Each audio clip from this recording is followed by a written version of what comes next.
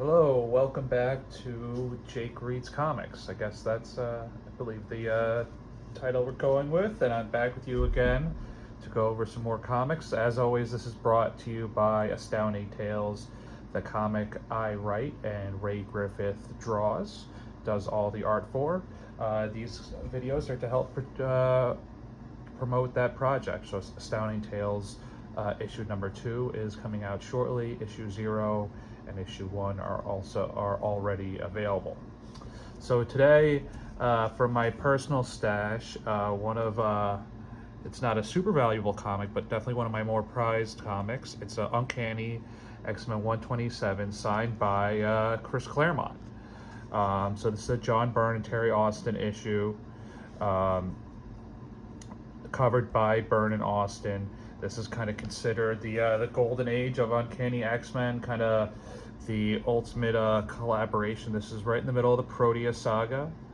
I was at New York Comic Con a number of years back, and Chris was signing, so I picked up this copy at a vendor and had him sign it for me. Got to shake his hand and tell him he's the reason I love comics, or one of those reasons, certainly. And what's kind of neat and what inspired me to do this is recently my collaborator, Ray Griffith, got to meet one of his idols, one of his heroes in comic making, the creator of Bone, Jeff Smith. So that kind of inspired me to do this video on the comic. That was a good memory of the time I got to meet Chris Claremont briefly. And like I said, shake his hand, and he signed this comic for me. So Byrne and Claremont, or Claremont is credited as the writer, and John Byrne is credited. They're both credited as plotters, and Byrne is, of course, the penciler. Terry Austin on the inks. So Byrne and Austin is kind of, in my opinion, a classic Marvel combo. Tom Orzechowski on letters, hand lettering, and with Chris Claremont, obviously a good letterer is a priority because he is a little wordy, and Glennis Ween on colorist. Credited as colorist, and that's also another classic collaborator in these Uncanny issues. So this is from 1979, right in the middle of kind of that, or towards the tail end of that Byrne Claremont, I guess kind of right in the middle of it, before the Dark Phoenix saga, but certainly kind of they're really hitting their groove. This is in the middle of the Proteus saga. Proteus is a mutant who could he has reality warping powers, but his powers burns out bodies, so he has to go from body to body. This is kind of what the X-Men have to deal with. A member of their own community who, through their powers, is exceptionally deadly. We see, obviously, John Byrne is responsible for a lot of classic depictions of the X-Men. Does a great Storm, great Wolverine, great Nightcrawler. And Claremont really largely responsible or given credit for the development of Storm as kind of a protagonist and evolving into the leader of the X-Men. John Byrne really emphasized Wolverine, and of course he goes on to be, or is in the midst of becoming, when this comic is released, the one of the top characters in Marvel.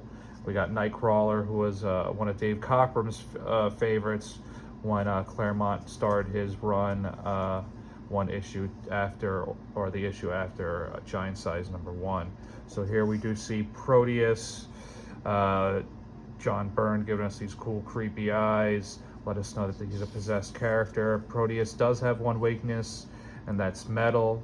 So bullets, Wolverine's claws, Colossus, no spoilers, but Colossus, Wolverine, and bullets are big into what we can harm Proteus with, all forms of metal. I don't know if they mentioned a specific type of metal, but Moira McTaggart's going to take the shot. Cyclops, not about the killing, stops her. Kind of gives you a little snapshot in time in 1979 when this comic was published, kind of what was on the what was Saturday morning cartoons. Johnny Quest, Godzilla, of course, with their child Godzuki, Flash Gordon. These cartoons are a little before my time, but I do remember them. I was born in '83, so I do have in terms of definitely Johnny Quest, Jetsons, Godzilla, and Godzuki. I don't have any memory of this Flash Gordon, nor the new Shmoo. Globetrotters, obviously, are guest stars with Scooby-Doo often. I don't know why I said obvious. That's not necessarily obvious, but the Globetrotters, very familiar with. Fred and Barney. Not super familiar with this iteration of the Thing cartoon, and the answer is Teenager. I do know that. Casper and the Angels and Daffy Duck. Back to our action. And we do see as Claremont likes a strong woman, Moira really gives Cyclops the business, but we'll see later on that Cyclops can definitely handle himself. It's just Moira is, a strong woman who's, a brilliant geneticist and can also, handle a gun. And then also, obviously, we have Phoenix here, and that was one of the things that Chris Claremont wanted to do, was give Jean Grey a power-up. And John Byrne definitely does a great Phoenix, and obviously responsible for, or what the collaborator with, co-partners in, it's Claremont and Byrne on that Dark Phoenix saga that we've seen adapted so many times, sometimes with good results, sometimes not so great results. Down here in these lower panels, we got old Wolvie, and he's shaken up. In the previous issue, Proteus used his reality warping powers on him, and Wolverine's kind of shaken up by this crazy experience of having his whole body being molecules messed with by a reality warper. Cyclops is kind of needling him a bit. Nightcrawler's kind of saying he should have empathy and go easy on him. But we're going to see that there's a method to Cyclops' madness, as he kind of needs to snap his team out of it. So he's kind of egging everyone on. Here we see his excellent ability at trigonometry, I guess math, or, bouncing off those angles. I hope I'm using the right terminology. If not, maybe I'll edit that out. Some of that awesome Tom Orzechowski lettering. We can see here that we have kind of the different font for Jean, and kind of he outlines it kind of neat to let us know that Jean's kind of got an otherworldly, powerful, kind of separating her from the rest of the characters. Shogun Warriors, another ad kind of placing us in time. I did not have any Shogun Warriors, but it was always neat if someone maybe had an older brother or some older family members, so they had some Shogun Warriors. They were kind of Voltron before Voltron, so those were always neat to get to play with those if you went to like an older, someone's house who had older siblings. And then finally, Storm lets us know arguably one of the most powerful X-Men, I guess at this point, just below, not as powerful as Phoenix, Jean Grey, but being able to manipulate the weather is obviously an extremely powerful ability.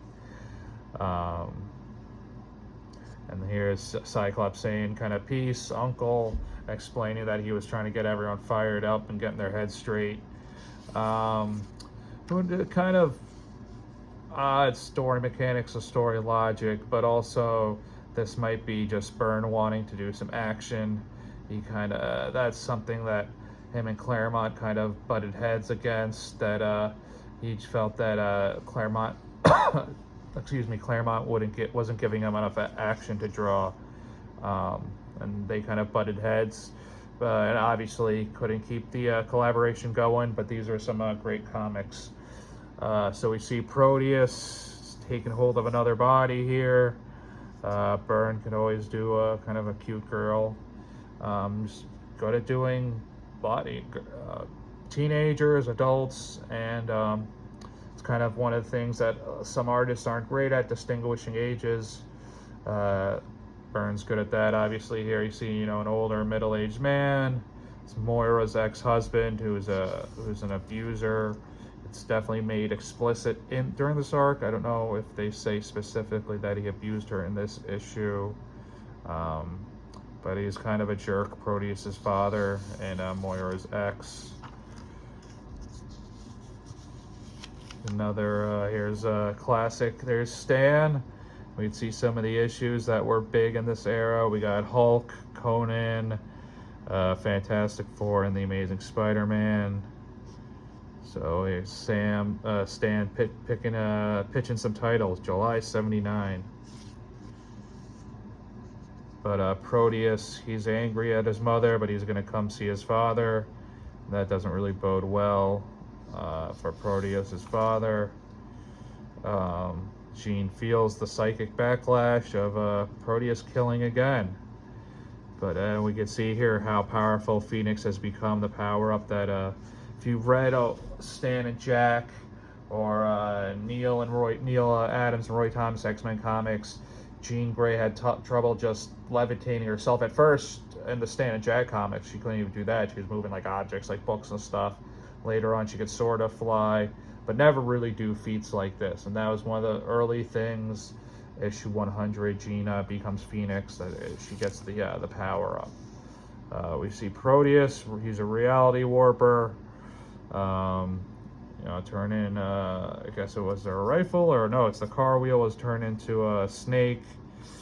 Certainly Proteus is one of the more powerful villains the X-Men have faced thus far. Again, we see him reshaping reality. Byrne does a cool job of creating or drawing energy. He's good at that. You see he's good at drawing rubble. Really, Byrne bringing in his fastball. He could draw everything. We got buildings, cool poses, cool angles.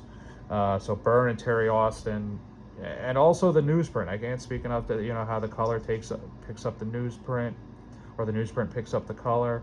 And to me, I really dig this aesthetic. I think the colors are vibrant, even though obviously they faded in this. This is an issue from 1979, and it's 2023. We do see Proteus warping realities, turning Sykes blasts into butterflies.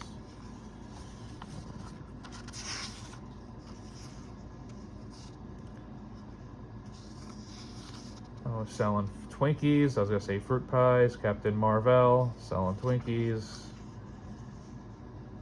and he takes a hostage. So it'll be continued next issue. I believe the next issue finishes up this Proteus saga.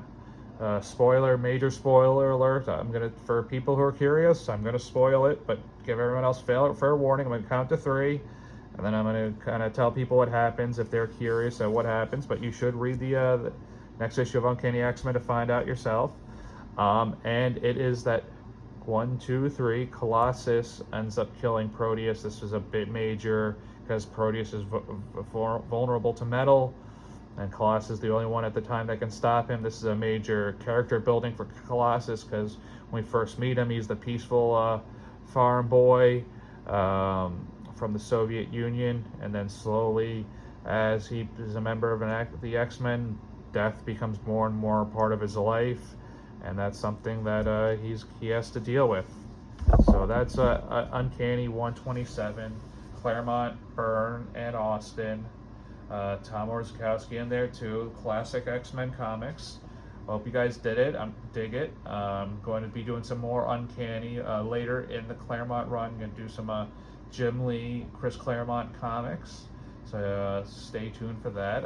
And once again, these videos are to help promote Astounding Tales. So Astounding Tales 0 and 1 out now, and issue 2 coming soon. So thanks for watching.